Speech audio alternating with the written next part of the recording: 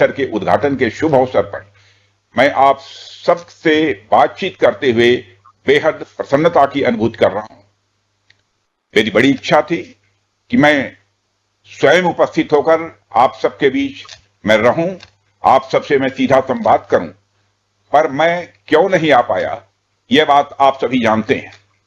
अभी जिस परिस्थिति से हम गुजर रहे हैं उसे देखते हुए मेरा दिल्ली में रहना यह अति आवश्यक था। इसलिए मैं वीडियो कॉन्फ्रेंसिंग के माध्यम से आप सभी से जुड़ रहा हूं। मैं भले ही आपके बीच नहीं आया, लेकिन अपने उत्साह के माध्यम से आप मुझ तक जरूर पहुंच गए हैं। यह अपने आप में एक संदेश है कि चाहे हम किसी भी परिस्थिति में रहें, यह देश चलता रहेगा और हमारा काम नहीं रुकेगा। किसी भी स्थिति में हमारा संवाद नहीं टूटेगा।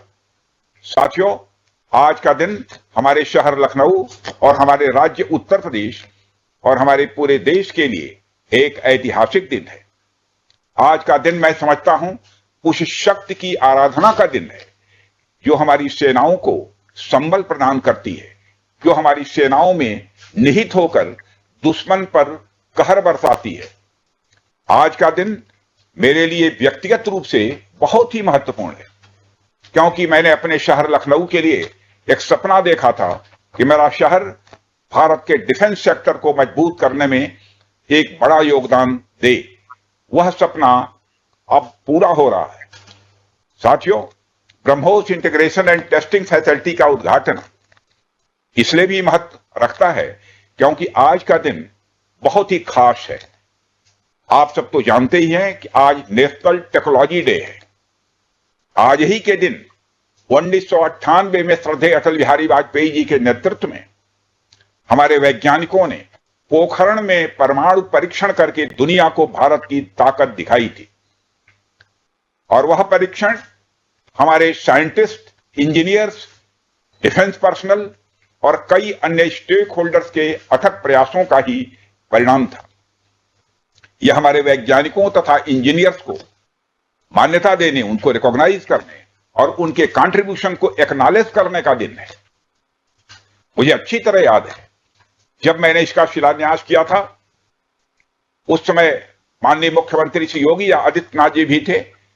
उस दौरान मैंने यह इच्छा जाहिर की थी कि जितनी जल्दी हो सके इस प्रोजेक्ट को पूरा कर लिया जाए। और मुझे यह देखकर बेहद खुशी हुई कि आप लोगों ने मेरी भावना का सम्मान रखा और महज 40 महीने में इस प्रोजेक्ट को पूरा करके दिखाया। आज हमारे आसपास जैसी परिस्थितियां हैं उसे देखते हुए यह बेहद जरूरी हो जाता है कि हम अपने लक्ष्यों को ऐसे ही समयबद्ध तरीके से पूरा करते रहें। इस मौके पर मैं उत्तर प्रदेश के माननीय मुख्यमंत्री श्री योगी आदित्यनाथ जी का विशेष आभार प्रकट करता हूं। यदि इतने कम समय में ब्रह्मोस की इंटीग्रेशन एंड टेस्टिंग फैसिलिटी की स्थापना हो सकी तो इसके पीछे योगी जी का बहुत बड़ा योगदान है।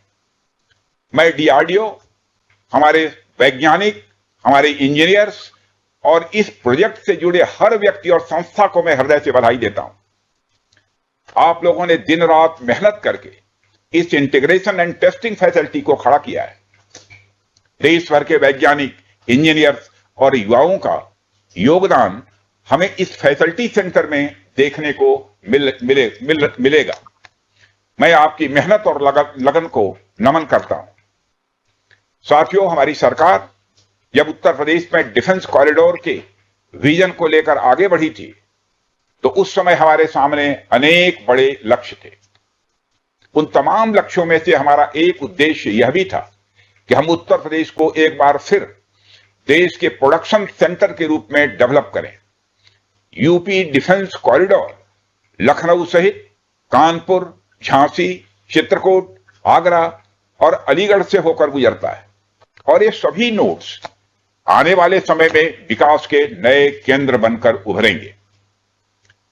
साथियों, एक उदाहरण मैं आपके सामने रखूं तो आप में से बहुत लोगों को पता होगा कि एक समय कानपुर और आसपास का क्षेत्र प्रोडक्ट्स की मैन्युफैक्चरिंग के लिए जाना जाता था। आर्थिक रूप से यह क्षेत्र बहुत ही समृद्ध था। इसे मैनचेस्टर ऑफ द ईस्ट कहा जाता था। लेकिन आजादी के बाद अनेक कारणों से आर्थिक प्रगति की राह में यह क्षेत्र पिछड़ता गया और कहीं पीछे छूट गया। मैं उन कारणों में तो नहीं जाना चाहूंगा, पर कहना यह चाहता हूं कि यूपी डिफेंस कॉरिडोर के निर्माण के बाद यह क्षेत्र फिर से एक बार अपने पुराने वैभव को प्राप्त करने की ओर आगे बढ़ चला है।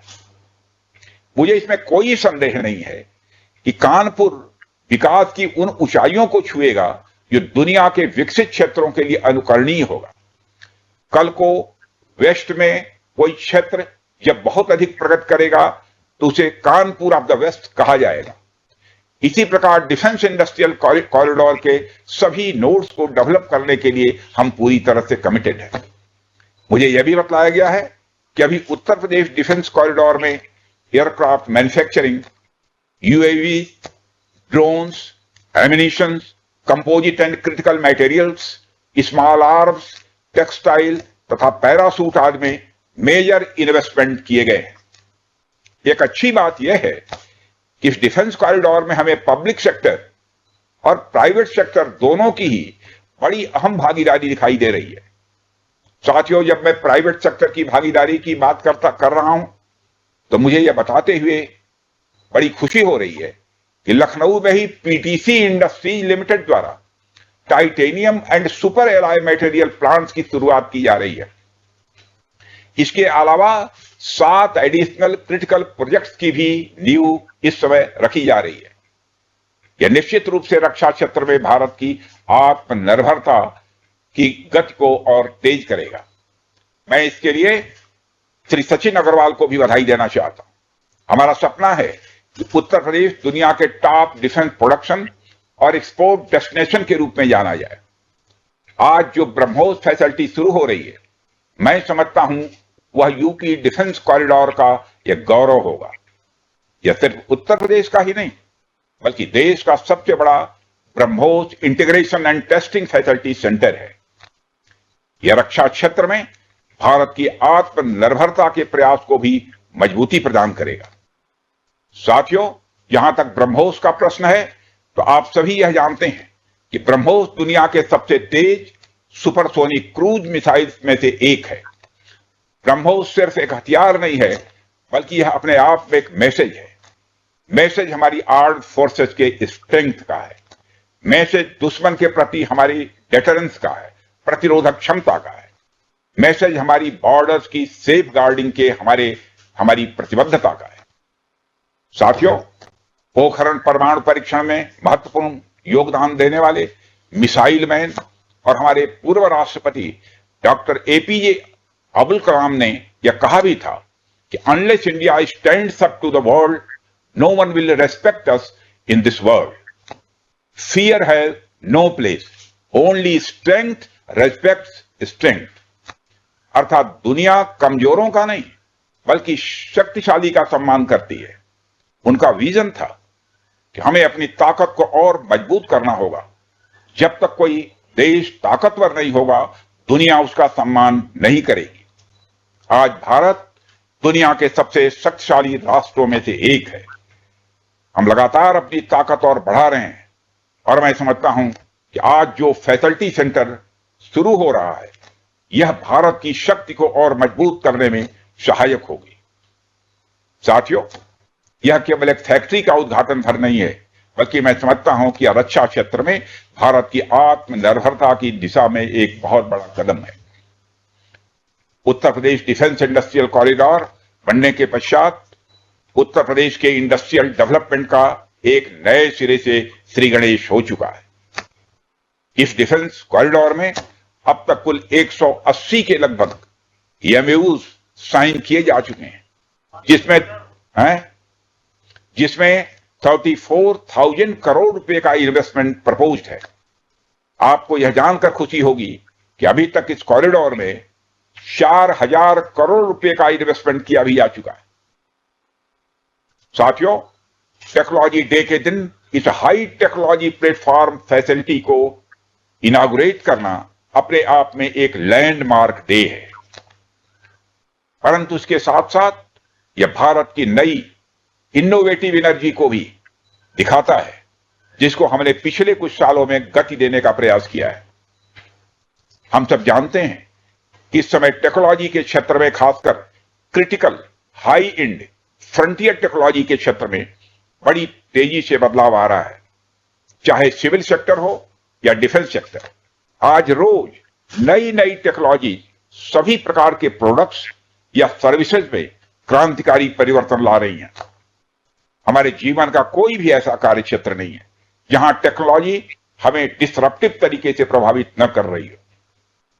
दुनिया के हर क्षेत्र में इस टेक्नोलॉजी क्रांति ने एक ऐसी उथल पुथल मचा रखी है जहां पुराने सारे अब तक के स्थापित जो नोशंस हैं, धारणाएं हैं, वो तेजी से बदल रही हैं और ऐसे नए परिवर्तनों का आगाज हो रहा है जिसके बारे में पहले हम सोच भी नहीं सकते थे।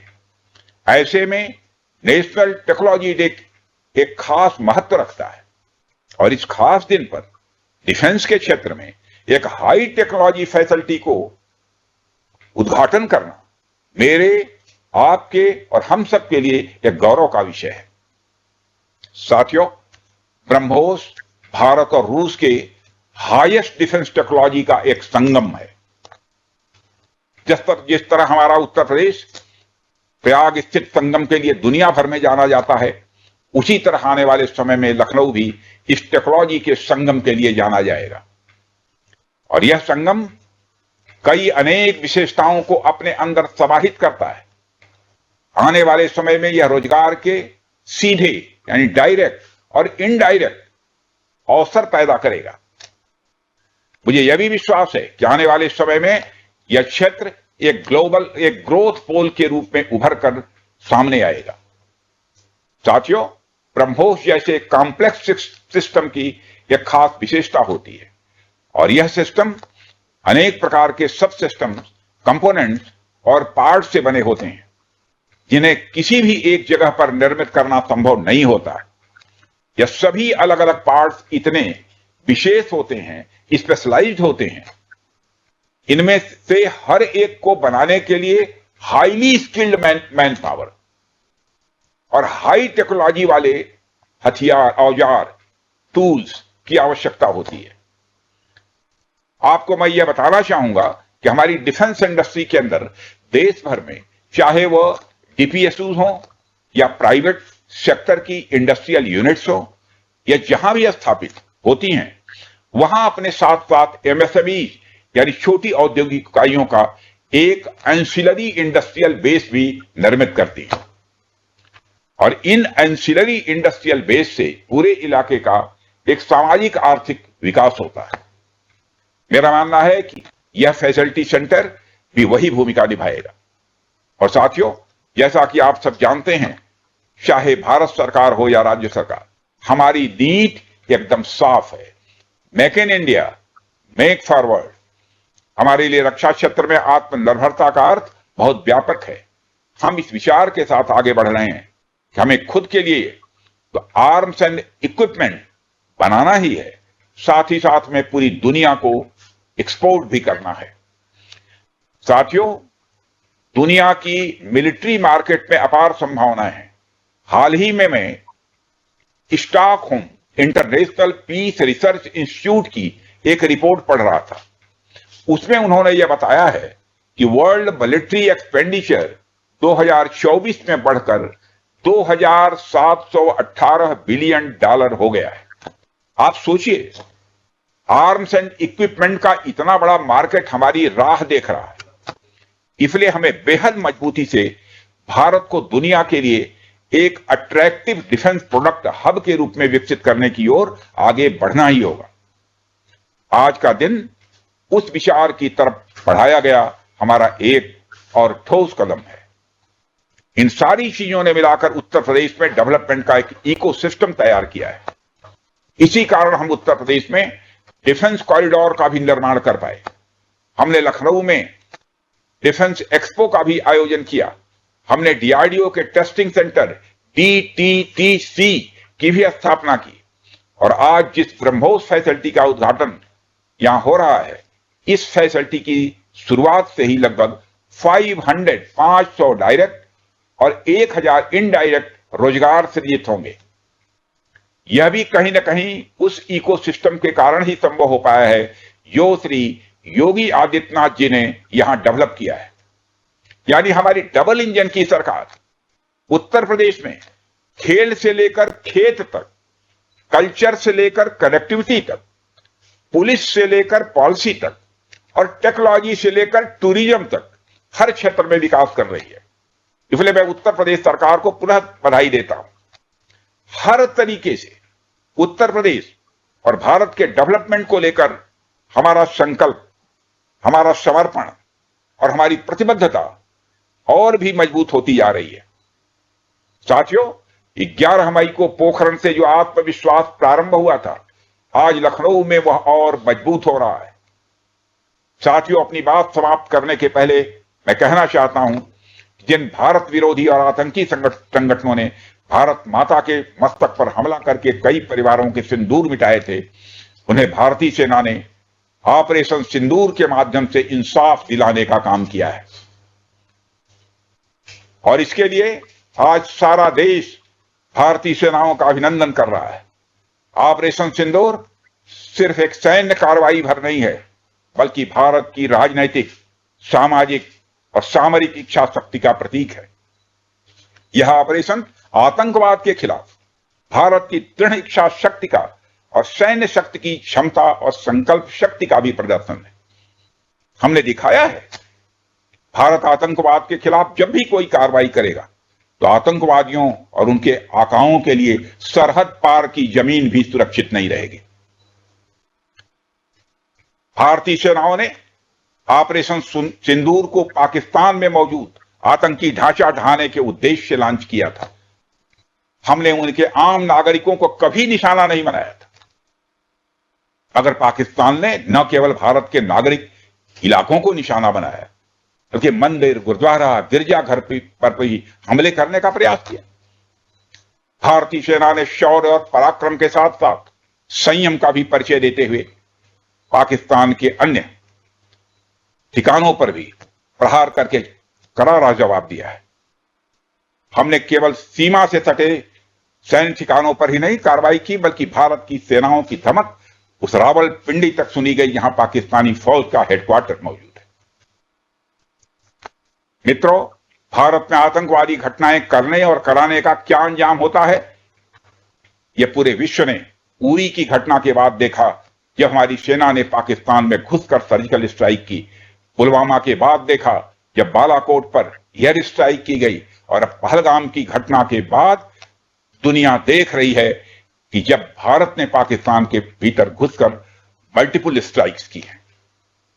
आतंकवाद के खिलाफ जीरो टॉलरेंस की नीति पर चलते हुए हमारे यशस्वी प्रधानमंत्री श्री नरेंद्र मोदी ने स्पष्ट कर दिया है कि यह नया भारत है जो आतंक के खिलाफ सरहद के इस पार और उस पार दोनों तरफ प्रभावी कार्रवाई करेगा। यह हमारे प्रधानमंत्री जी ने स्पष्ट रूप से यह संदेश दे दिया है।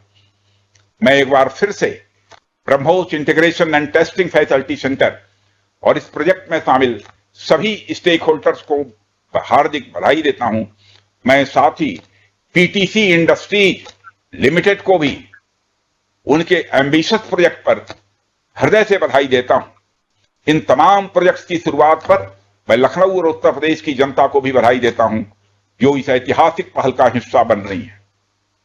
अंत में मैं आप सभी का आभार प्रकट करते हुए अपनी बात को समाप्त करना चाहता हूं, और आप सभी से मैं खेद भी व्यक्त करता हूं कि निर्धारित समय पर मैं इस कार्यक्रम में उपस्थित नहीं हो सका, लेकिन देर आया दुरुस्त आया। आप सबको बहुत बहुत धन्यवाद। जय हिंद।